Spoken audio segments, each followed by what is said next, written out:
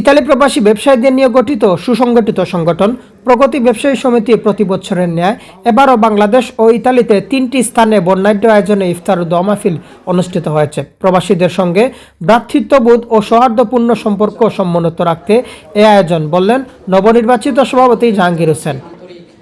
রোমের তর্মিনাতারা স্থানীয় একটি রেস্টুরেন্টে ইফতার ও দোয়া মাহফিলে প্রায় 7 শতাধিক রোজাদার অংশগ্রহণ করেন। এ সময় অনুষ্ঠানস্থল বাংলাদেশিদের এক মিলন মেলায় পরিণত হয়। সংগঠনের সভাপতি জাহাঙ্গীর হোসেন, সাধারণ সম্পাদক ইয়াসিন মোল্লা ও সাংগঠনিক সম্পাদক দীন মোহাম্মদের আমন্ত্রণে উপস্থিত ছিলেন প্রধান উপদেষ্টা ইকবাল আহমেদ, 1 নং সম্মানিত সদস্য মাহবুবুর রহমান, সিনিয়র সহসভাপতি রফিকুল ইসলাম শিপন সহ রোমের বিভিন্ন আঞ্চলিক, সামাজিক, রাজনৈতিক, ব্যবসায়িক ও সাংবাদিক সংগঠনের শীর্ষস্থানীয় নেতৃবৃন্দ। ইফতারের আগে রমজানের ফজিলত সম্পর্কে আলোচনা এবং দেশ, জাতি ও মুসলিম উম্মার সুখ, শান্তি, সুনাম ও সমৃদ্ধি কামনা করে বিশেষ দোয়া মুনাজাত করেন টিএমসি মসজিদের ইমাম ও খতিব।